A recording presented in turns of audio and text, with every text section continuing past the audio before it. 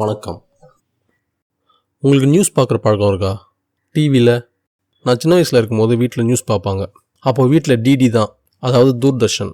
For those who don't know what is Doordarshan, தூர்தர்ஷனுங்கிறது ஒரு அரசாங்க தொலைக்காட்சி. அதில் தான் அப்போல்லாம் எங்கள் அப்பா நியூஸ் பார்ப்பார்.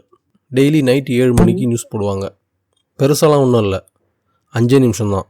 நீங்கள் எழுந்திரிச்சு பாத்ரூம் போயிட்டு வர்றதுக்குள்ளே அன்றைக்கி நாட்டில் நிகழ்ந்த அனைத்து முக்கியமான நிகழ்ச்சிகளையும் முக்கியமான தகவல்களையும் செய்தியில் சொல்லி முடிச்சுடுவாங்க 5 நிமிஷத்தில்.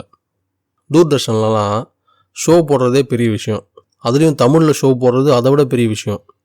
அது ஒரு அஜித்குமார் இன்டர்வியூ மாதிரி. பாதி நேரம் வேறு லாங்குவேஜில் பேசிகிட்டு இருக்கோம், மீதி பாதி நேரம் நமக்கு தெரிஞ்ச லாங்குவேஜில் பேசும். அந்த நமக்கு தெரிஞ்ச லாங்குவேஜில் வரக்கூடிய ஷோஸை மிஸ் பண்ணாமல் பார்த்துடணும். அப்படி தூர்தர்ஷனில் மிஸ் பண்ணாமல் பார்க்குற ஒரு விஷயம்னா ஞாயிற்றுக்கிழமை போடுற படம். அந்த படம் நல்லா இருக்கா நல்லா இல்லையான்னு திமுறா ரிவ்யூ கொடுக்குற அளவுக்குலாம் அப்போ சூழல் இல்லை. ஒரு தடவை பார்க்கலாம்லாம் சொல்ல முடியாது, ஏன்னா அந்த படமே ஒரு தடவை தான் பார்க்க முடியும். அடுத்த தடவை அந்த படத்தை எப்போ போடுவாங்கங்கிறது நம்ம கையில் இல்லை. அதனால் படம் போடும்போது உட்காந்து பார்த்துடணும், அது என்ன படமாக வேணா இருக்கட்டும். செய்தி இடைவேளைக்கு பிறகு மீண்டும் திரைப்படம் தொடரும் அப்படின்னு ஸ்லைடு போட்டு நியூஸ் ஆரம்பிப்பாங்க. நியூஸ் என்னமோ 5 நிமிஷம் தான், எந்திரிச்சு ஒன்றுக்கு போயிட்டு வரதுக்குள்ளே நியூஸ் முடிஞ்சிடும். ஆனால் என்னென்னா சில நேரங்களில் படம் ரொம்ப சுவாரஸ்யமாக இருந்துச்சுன்னா நம்ம கம்ஃபர்டபுளாக உட்காந்து பார்த்துட்டு இருக்கிற அந்த பொசிஷனில் இருந்து மாறி உட்காந்தா அந்த ஃபீல் குட் கம்ஃபர்ட் வராது. அதனால் உட்காந்த இடத்த விட்டு நகராமல் அந்த 5 நிமிஷத்தை கடத்தணும். அந்த நியூஸ் பார்க்குற அந்த 5 நிமிஷங்கிறது கிட்டத்தட்ட நரக வேதனையாக இருக்கும். இப்போ மாதிரி பேக்ரவுண்டில் மியூசிக்லாம் போட்டு நியூஸ் ஸ்லைடு வராது. டிடியில் நியூஸ் வாசிக்க ஆரம்பித்தாங்கன்னா 2வது வரியிலேயே உங்களுக்கு தூக்கம் வர ஆரம்பிச்சிடும். அப்படி ஒரு நிதானமான அமைதியான செய்தி வாசிப்பாக இருக்கும். ஒரு நாட்டில் ஒரு நாளில் நடக்கக்கூடிய அனைத்து விஷயங்களையும் அந்த நாட்டோட குடிமக்களுக்கு கடத்துறதுக்கு, தெரியப்படுத்துறதுக்கு, தகவலை பரிமாறுவதற்கு ஒரு 5 நிமிஷம் நியூஸே போதுமானதாக இருந்திருக்கு. அந்த 5 மினிட் ஸ்லாட்டில் இருந்து கொஞ்சம் அதிகப்படுத்தினாங்க, 1/2 hour நியூஸாக மாறிச்சு. அந்த 1/2 hour நியூஸ்லையுமே முழுசாக 1/2 மணி நேரம் ஒரு எஃபெக்டிவான நியூஸாக சொல்ல முடியாது மீன்ஸ் அப்படி சொல்கிறதுக்கு அவ்வளோ முக்கியமானதாக எதுவுமே இருக்காது. மொத்தம் 1/2 மணி நேரத்தில் ஒரு 10 நிமிஷம் அட்வர்டைஸ்மெண்ட்டுக்கு போயிடும். மிச்சம் இருக்கிற 20 நிமிஷத்தில் முன்னாடியும் பின்னாடியும் ஃபில்லர்ஸ்லாம் போட்டு ஃபில் பண்ணதுக்கு அப்புறமா நடுவில் ஒரு 5 நிமிஷம் முக்கியமான செய்திகள் இருக்கும். அதையும் தாண்டி நடுவில் கொஞ்ச நேரம் சிஎம் அங்கே போனார், பிரைம் மினிஸ்டர் இங்கே போனார், கார்கில்ல இது நடந்துச்சு, கன்னியாகுமரியில் இது நடந்துச்சு, அவ்வளோதான். அதுக்கு மேலே என்ன சொல்கிறதுன்னு அவங்களுக்கே தெரியாமல் உலக செய்திகளுக்கு ஜம்ப் ஆகிடுவாங்க. இந்த உலக செய்திகள்ங்கிறது என்னவாக இருக்கும்னா, எத்தியோப்பியா நாட்டில் நடந்த தக்காளி திருவிழா, அதாவது டொமேட்டோ சாஸை குலை மாதிரி கொட்டி அதில் இறங்கி குளிச்சிட்டு இருப்பாங்க. மெக்சிகோ நாட்டில் நடந்த மாடுபிடி திருவிழா, நீண்ட நகம் வளர்த்து கின்னஸ் புத்தகத்தில் இடம் பிடித்த நபர் அப்படின்னு இப்போ நம்ம பார்த்துட்டு இருக்கிற இன்ஸ்டாகிராம் ரீல்ஸ்லாம் அப்போ நியூஸில் வந்துட்டு இருக்கும். ஒருத்தன் 24 மணி நேரம் டிவி முன்னாடியாக உட்காந்துட்டு இருக்கான்னு வச்சுக்கோங்களேன், அவனை ஒரு சோம்பேறியாகவும் பொழுதுபோக்கிற்கு அடிமையானவனாகவும் தான் நம்மளால் பார்க்க முடியும். ஆனால் அதே டிவியில் நியூஸ் போகும்போது ஒருத்தன் அந்த நியூஸை பார்த்துட்டு இருக்காங்கிற விஷுவலை நீங்கள் இமேஜின் பண்ணிங்கன்னா அவன் ரொம்ப அறிவானவனாக, ரொம்ப பொறுப்பானவனாக, கடமை மிக்கவனாக அவனை நீங்கள் இமேஜின் பண்ண முடியும். ஏன்னா அவன் நியூஸ் பார்த்துட்டு இருக்கான். எங்கள் ஸ்கூல் ப்ரேயரில் நியூஸ் ரீடிங் அப்படின்னு ஒரு செஷன் இருக்கும். ப்ரேயர் முடிச்சதுக்கப்புறம், திருக்குறள் சொன்னதுக்கப்புறம், கொடியேற்றினதுக்கப்புறம் அன்றைக்கான நியூஸை ஒரு ஸ்டூடெண்ட் முன்னாடி நின்று படிக்கணும். அந்த நியூஸை அவனே ப்ரிப்பேர் பண்ணி கொண்டு வந்திருக்கணும். ஒவ்வொருத்தட்டான் வரும்போதும் அவங்க அந்த மாதிரி நியூஸ் படிக்கணும். எங்கள் ஸ்கூலில் லைப்ரரி இருந்துச்சு. அந்த லைப்ரரி எங்கள் ஸ்கூலில் இருக்குங்கிறதையே நான் 11வது படிக்கும் போது தான் எனக்கு தெரிஞ்சுது. நான் 12வது வரைக்கும் ஒரே ஸ்கூலில் தான் படித்தேன். அந்த லட்சணத்தில் இருந்த அந்த லைப்ரரியில் நியூஸ் பேப்பர் இருக்க வாய்ப்பு இல்லை. சில நேரங்கள் என்ன பண்ணுவோன்னா, முந்தானத்து நியூஸ் படித்தவன் எவன்னு கண்டுபிடிச்சி அவன் கலெக்ட் பண்ண நியூஸோட ஒரு பிட்டு பேப்பர் ஒன்று இருக்கும். அதே பேப்பரை கொண்டு வந்து 2 நாள் கழித்து திரும்ப அதையே படிப்போம்.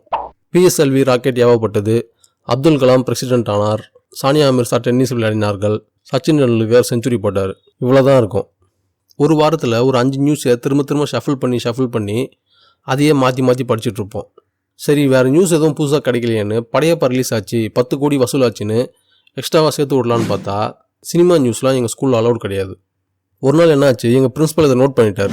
அஞ்சு பாபி ஜார்ஜும் சானியா மிர்சாவுமே கிட்டத்தட்ட ஒரு வாரம் ரிப்பீட்டில் வந்துக்கிட்டே இருந்தாங்க.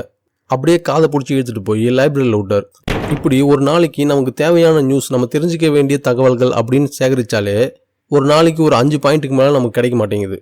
அதுலேயும் இந்த விளையாட்டு செய்திகள், உலக செய்திகள்லாம் தவிர்த்துட்டு நாம் இந்த நாட்டில், இந்த ஊரில், இந்த தாலுக்காவில் நான் வாழறதுக்கான நான் தெரிஞ்சிக்க வேண்டிய அத்தியாவசியமான செய்திகள் அப்படின்னு தேர்ந்தெடுத்து பார்த்தா ஒரு நாளைக்கு ஒரு நியூஸுங்கிறதே ரொம்ப பெரிய விஷயம்.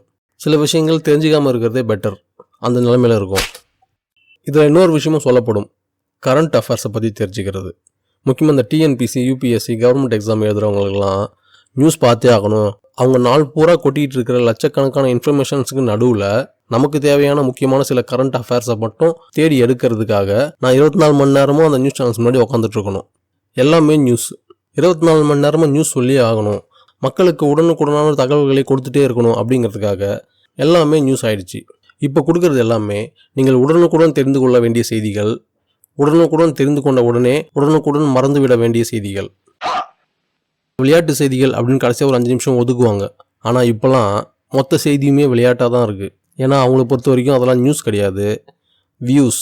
அவங்களுக்கு வியூஸ் வரத்துக்கு என்ன நியூஸ் சொல்லணுமோ அதுதான் சொல்லிகிட்டு இருக்காங்க. உதாரணத்துக்கு உங்களுக்கு ஒரு நாளில் 5 நிமிஷம் மட்டும்தான் நியூஸ் அப்படின்னு இருந்துச்சுன்னா உங்களுக்கு கொடுக்கப்படுற செய்தி என்னவாக இருக்கும்னா, இன்றைக்கி ஒரு நடிகர் கட்சி தொடங்கினார், அவ்வளோதான். மேலே சொல்லுங்கள் அப்படின்னு நீங்கள் கேட்டாலும் சொல்ல மாட்டாங்க. ஆனால் இப்போ அப்படி இல்லை. பரவாயில்ல, இன்னும் மேலே சொல்லிக்கிட்டே இருங்க அப்படின்ட்டு டிவி முன்னாடியே உட்காந்துட்ருக்காங்க. ஏன்னா நம்ம அதுக்கு பழக்கப்பட்டுட்டோம். சாய் அபயங்கர் சூர்யா படத்திற்கு இசையமைக்கிறார். அஜித்குமார் ஒரு நிறுவனத்தை துவங்கினார். அவர் பொதுக்கூட்டத்துக்கு கிளம்பிட்டாரு. கார் கிளம்பிடுச்சு. சாவியை காரில் போட்டுட்டாரு. அவர் காருக்குள்ளே அமைதியாக உட்காந்துட்ருக்காரு. அம்மா ஹாஸ்பிட்டலில் இருக்காங்க. இட்லி சாப்பிட்டாங்க. அந்த படத்துக்கு யூ கொடுத்துருக்காங்க, இந்த படத்துக்கு ஏ கொடுத்துருக்காங்க. மோடி 72வது முறையாக இந்த கோயிலில் போய் குளத்துல முங்கி எழுந்திரிச்சிருக்காரு. சிஎம் இந்த படத்தை குடும்பத்தோடு உட்காந்து பார்த்தாரு. இதெல்லாம் என்கிட்டேன்றா சொல்கிறீங்க? இதெல்லாம் தெரிஞ்சு நான் என்ன பண்ண போகிறேன்? அதெல்லாம் தெரியாது. நான் கொண்டு வந்து கொட்டிக்கிட்டே இருப்பேன். என்னோட காம்படிட்டர் நியூஸ் சேனல்காரன் கொட்டுறதை விட ஜாஸ்தியாக கொட்டுவேன், அவனோட வேகமாக கொட்டுவேன். அப்படிங்கிறது மட்டும்தான் இப்போ நடந்துகிட்ருக்கு. No news, only views. 2 விஷயம். அறிவுங்கிறது வேறு, தகவல்ங்கிறது வேறு. அறிவை நீங்கள் எவ்வளோ வேணால் படித்து தெரிஞ்சுக்கிட்டே இருக்கலாம். ஆனால் தகவல்கள் தேவைப்படும் போது தெரிஞ்சுக்கலாம். உங்கள் மூளை ஒன்றும் ஒரு 1000 TB ஹார்ட் டிஸ்க் கிடையாது. டேட்டாவை போட்டுக்கிட்டே இருந்தால் அதை அப்படியே சேவ் பண்ணி வச்சுக்கோங்கிற மாதிரி. அது அறிவை மட்டும்தான் சேர்த்து வச்சுக்கோ. தகவல்களை எதெல்லாம் தேவையில்லைங்கிறத நம்ம தான் முடிவு பண்ணி மண்டைக்குள்ளே போடணும். இந்த நியூஸ்னால் நம்ம எந்த அளவுக்கு பாதிக்கப்பட்டிருக்கோம் அப்படிங்கிறத தெரிஞ்சுக்கிறதுக்காக உங்களுக்குலாம் ஒரு எக்ஸசைஸ் சொல்கிறேன், அதை பண்ணி பாருங்கள். கண்ணை மூடிட்டு கடந்த ஒரு வாரத்தில் நிஜமாகவே நம்ம வாழ்க்கைக்கு உருப்படக்கூடிய தேவைப்படக்கூடிய தகவல்கள், செய்திகள், இந்த நாட்டோட குடிமகனாக நீங்கள் தெரிஞ்சிக்க வேண்டிய முக்கியமான செய்திகள் அப்படின்னு கடந்த ஒரு வாரத்தில் நமக்கு தெரிஞ்ச நீங்கள் பார்த்த ஒரு 5 நியூஸை ஞாபகப்படுத்தி பாருங்கள். அப்படி 5ம் ஃபில் ஆகாமல் ட்விட்டரில் அவன் இவனை திட்டினது, நேற்று ரிலீஸ் ஆன புதுப்பட ட்ரெய்லரு, நேற்று ரிலீஸ் ஆன சிங்கிள், நியூஸ் சேனல் நடத்தப்பட்ட விவாதங்கள், Savukku Shankar video, news reporters கிட்ட சீமான் பேசினது, சாட்டை துரைமுருகன் வீடியோ, இந்த மாதிரி ஒரு கலெக்டிவாக இமேஜஸ் உங்கள் மண்டைக்குள்ளே ஓடிச்சுன்னா நீங்கள் சிவியராக பாதிக்கப்பட்டிருக்கீங்கன்னு அர்த்தம். சப்ஸ்கிரைப் செய்யாதோர் சித்திரவதை கூடம்.